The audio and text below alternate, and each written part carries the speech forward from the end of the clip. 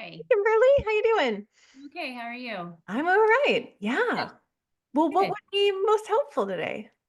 Um, well, I maybe can run through a few things I've been working on and doing and get your take on a couple questions I had. Sounds great. Okay. So in some of the materials that I've been accessing, things I've been focusing on are trying to improve my website. Hmm. And so I've definitely feel like I've done some improvement, but I don't love my website platform. It's through Simple Practice. Hmm. Oh, yeah, It's yeah. super basic. There's not a lot of Hmm. opportunity to do much. I Yeah. used to have Squarespace for financial reasons, shifted over. Um, Not that it was necessarily like I felt totally crunched. It just was like, oh, this makes sense. But I think after being over there for a few years, I feel like I'm not getting the traffic I used to, which I think there's Yeah. probably multiple variables about that reality. But so I'm thinking about going back. But Hmm. website thing has been something, and it definitely, I feel like it's better than it was, just with content and things. Um, Same with Psychology Today, changed that up a little bit, worked on some warm letters. I'm just throwing some stuff out. Yeah, And yeah. then that's some of the stuff I've been working on. So some of the things I'm grappling with is to stay with an insurance panel or not, uh, Hmm. how much to raise my prices by, and actually office space. And so I'm really Hmm. curious, like what your thoughts are, or just your experience, especially at this point in time. If that feels like that's a pretty big benefit, to have that, Hmm. offer that for clients. Yeah. Okay. Which of these do you want to start with? All of Maybe them the sound office. good. Let's Yeah. go backwards and then yeah. Yeah. I Okay. will say in our group practice, we have having an office is of great benefit. And that's like everything I'm about to say is anecdotal, right? So that's my own personal experience. Like I have a new client who was very much like, uh, what happened? Oh, we had like a snow day, which wasn't Mhm. actually a snow day, but they canceled school anyway. And I was Right. like, we can do it virtual. She's like, I do not do virtual. Like I really want to be in office. Let's just reschedule. So I think that there are more people, the majority of people are fine either way. But I think that there are more people who prefer in person than prefer virtual as clients. Hmm. Hmm. Of the students I have, the people with hybrid practices seem to build a bit faster, not significantly faster. Online, fully online is totally 100% doable, Hmm. but just slightly faster. And I think the more physically disconnected we get from one another, in our culture, the Yeah. more valuable that in person is going to become over time, in my opinion. Hmm. Yeah. I wonder too if just I feel like this is, I don't know. In talking to some colleagues that online platforms like BetterHelp and things like that are kind of sucking from what would Mhm. be the typical pool from Yeah. at least the last few years. And so as I've been processing the office question, that was one thing I was thinking, like, well, that does obviously differentiate Hmm. us from BetterHelp type stuff. Yeah. Yeah. Yeah. And like I said, if your heart's desire was like, I want to work from home virtually, it's what feels right to me. I'm Mhm. 100% behind you and you can absolutely fill your practice. Mhm. If you're on the fence and I'm somebody who has to get out. This is my away from home office. I have to get out of my house. Yeah. Um, and so I'll probably have an office when I'm retired. Like I'll probably, just need somewhere to go. Yeah. But if you're kind of in the middle and you Mhm. don't have a super strong opinion either way, I might Mhm. consider the office. But if money is tight, like if you went to this simple practice one pager from Mhm. Squarespace, because Squarespace is what, like $20 a month. Mhm. Um, yeah, isn't it? Yeah. That's what I I'm pay. trying to remember. It's been so Yeah. long. I remember, but It's yeah. like $20 a month, I think. I think at one point it was 10. Um, but like if it's tight enough that $20 a month matters, then rent's gonna not feel great, right? Right. Yeah. So Yeah. And I don't think it was more, it wasn't due to that feeling so tight. It was more of like, well, this just makes financial sense. Like I Oh, was in right. Like it's 200 and some included. bucks, you know? Yeah, it's Like, included in something I'm already paying for. That makes sense. yeah, Yeah, but it's yeah, a far inferior product, yeah. their I've definitely, website. I'm Yeah. feeling that. Hmm. I think that's where I'm at. Like, so I've have a fairly decent base of people. I'm not dying over here, but I'm feeling it though. Like my weeks are not as full, or like some week, maybe I'll have 1 week out of the month that's really full, and then the other ones are just not as full. Um, Hmm. and I think I get, well, in the state of our country and world. Right. Like, I think there's a little bit of fear there Hmm. of signing another year lease, of doing some of these things. And Yeah. yeah, just not knowing. Obviously, I know life's always unknown, but it just feels different, Hmm. with everything going on. So yeah, I think Yeah. that's here. But, Yeah. So I kind of hopped into your other question about yeah. website Mm, in the midst of that, which is I would very strongly recommend you switch back to Squarespace yeah. because you just have so much more capability. And when Hmm. the simple practice websites don't look good, Hmm. they're not a place I want to scroll and hang out. Right. Well, there's They're not much to scroll right, anyway. right. But it just feels like a directory listing or something. It doesn't feel Mm, like a legitimate business website. yeah. And having a legitimate business website matters for credibility. Hmm. Hmm. Yeah. Okay. Yeah, Yeah. I kind of was leaning that way, so just Yeah. I need to do So I'm kind of the strong opinion today, so watch out. it. Yeah, no, no, it's good. Okay. Um, so I guess the other things that I'm kind of grappling with are the marketing space. Hmm. Um, I do feel like I was lucky enough when I started, that I didn't really have to worry about that a ton. Hmm.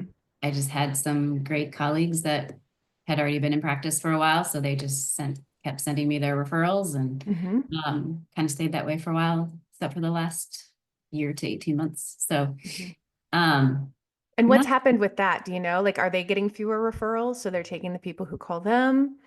mhm. Or have you kind of gotten disconnected? That's a piece of it, Hmm. that they are also getting fewer Hmm. calls, which makes me feel like it's very just a systemic issue Hmm. with, again, multi-layered, but Right. yeah. So that, which adds to the fear and things like that, but also then knowing I need to do something with marketing, and which is why I'm doing Yeah. your program, because I suck at that Uh-huh. and I like it. So I'm trying to like find that space for Hmm. me, like doing blogs, not doing that. Okay. Like online social media stuff, not doing that. Hmm. Um, but so I started with some warm letters kind of approach. Um, and I'm playing around with, so curious to think about this, like doing so I'm a nature informed therapist. Like I did a little Hmm. certification thing. So like not just like, yeah, I'm going for a walk with my clients. Like I actually try to use different components of nature to help find some connection for people in various ways. Hmm. So I'm trying to kind of highlight that a little bit as something a little different. Hmm. So there's an Earth Day festival in my town in April, and thinking about doing a booth there, Hmm. which kind of feels weird to me. Uh-huh. To be Have you like, ever done a booth for anything before or woman to booth before? Okay. never. Mm-mm, Are mm-mm. you more introverted or extroverted? Introverted. Okay. Yep. Yep. Um, I have done one booth one time, and despite being an outgoing extrovert, was like, I'm never doing this again. Um, because people, you'll have to get little free things. Like if you can put a bunch of free stuff, you'll be good. I didn't have enough free stuff. And Mm, so then it just felt like people don't want to come up to your booth because they know you're there to sell to them, is how it mm, feels. yeah. But if you've got freebies, and that could be, like little gift bags with like some tea, these kinds of things with your card in Hmm. it or something like that. Hmm. Um, then I think it could be worth it. But Hmm. we also need to consider like, what is your niche? Who are you helping? Hmm. And how does that overlap with the people who are going to show up? for Mhm. this. So tell me about your niche. So I really like to work with women who, I mean, as it's a little vast, I guess, but are in transitional phases of life. So Okay. whether that's like they now just have children or the children have left the home, menopause type stuff, retirement, kind of the Hmm. kind of gamut. And either helping women stay connected with themselves and or refine their voice. Because I find that a lot of my 50s, 60s, are like, I don't know who I am. And, Hmm. yeah. So what I would recommend before you do anything, before you work on your new website or any of that, is to get that more refined. Hmm. Because somebody who just had a kid is in such a vastly different life place than somebody Hmm. like going through menopause, maybe Hmm. becoming empty nesters and retiring all around the same time. Yeah. And the specificity of what we say on our website is what has people choose us or not.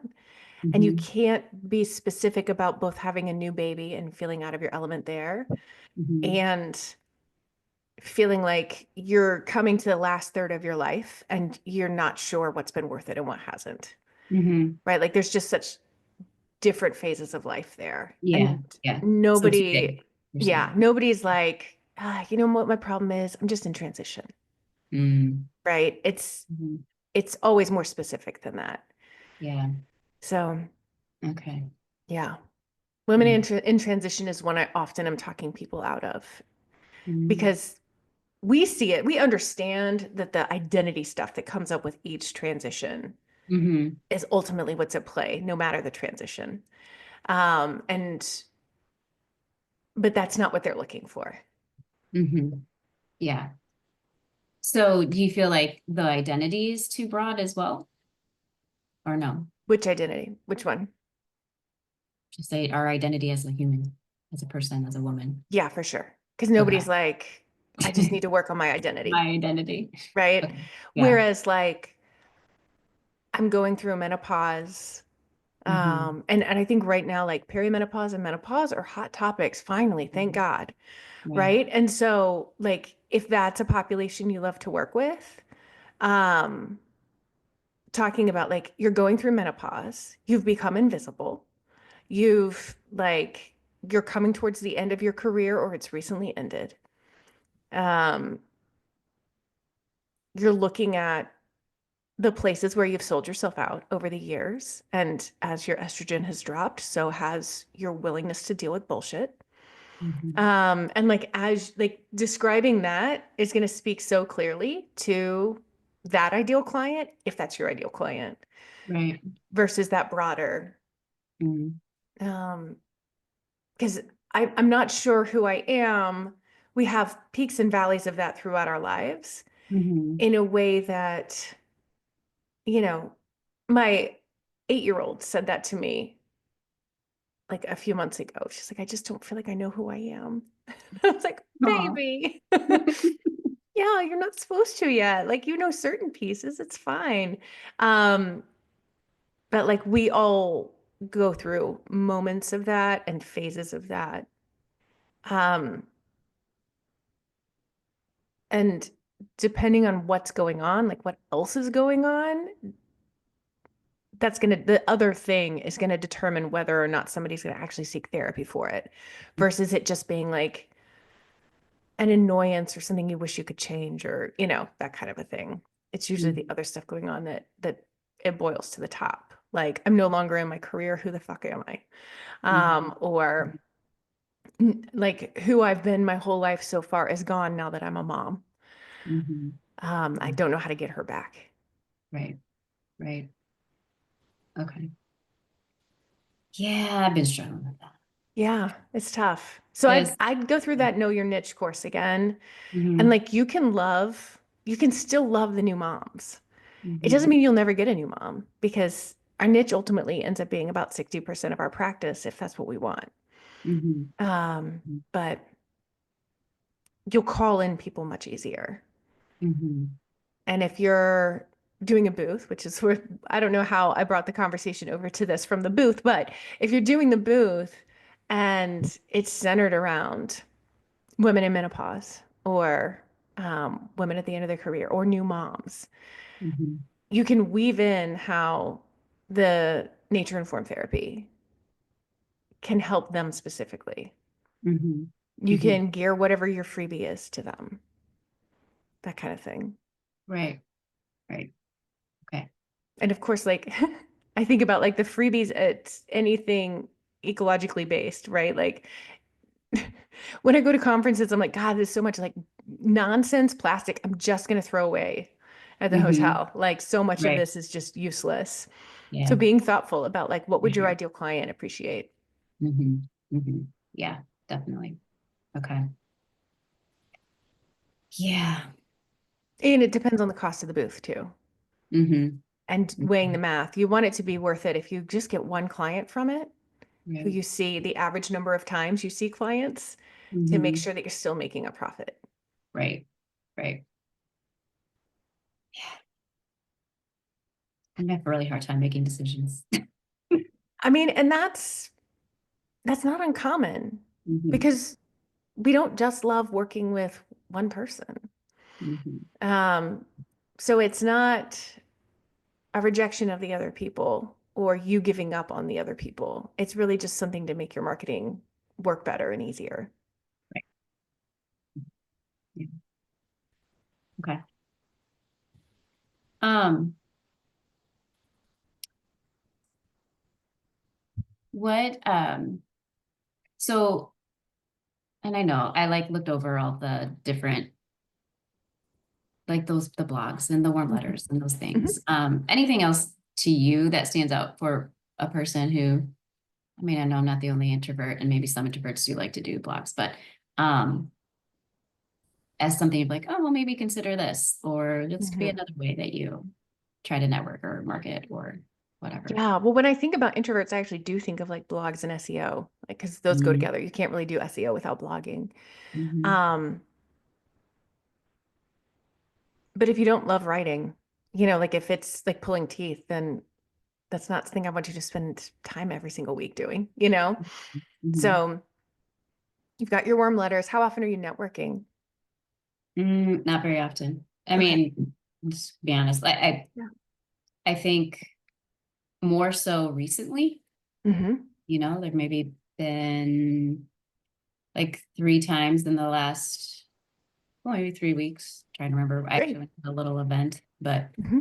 um, so I'm trying, but Yeah. And I think the more specific your niche is, the more effective the networking is too.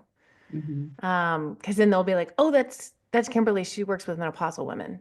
And then you've got all mhm, these natural referral sources like gynecologists and functional medicine docs and all the mhm, different places that your ideal clients are going to go when they're like, okay, like this shift is not going the way I wanted it to go, you know? mhm, mhm, Um, or if you're going with new moms, for instance, you've got OBs, you've got pediatricians, you've got family docs, mhm, so in addition to all the other people that are doing therapy that aren't working with your population, um, because if you become known as the therapist who works with this, with menopausal women in your area, then like you're that therapist mhm, that mhm, everybody refers to. And whenever somebody brings it up, or with like later midlife women, um, you become everybody's go-to. But if mhm. it's women in transition, nobody really knows who to send to you. Because Yeah, it's not specific enough. Because that's one of those things most people will just yeah, take, right? But if they're full, it's not specific enough that they're going to think of you first. right, right. Okay. I think that feels scary too, to like hone it in so much. So I think Yeah, that's definitely my fight there. Okay. yeah. I promise it makes everything easier and it makes things happen faster too. Mhm, So mhm, those spots that you have that are open mhm. can definitely get filled faster with an itch. Right, right.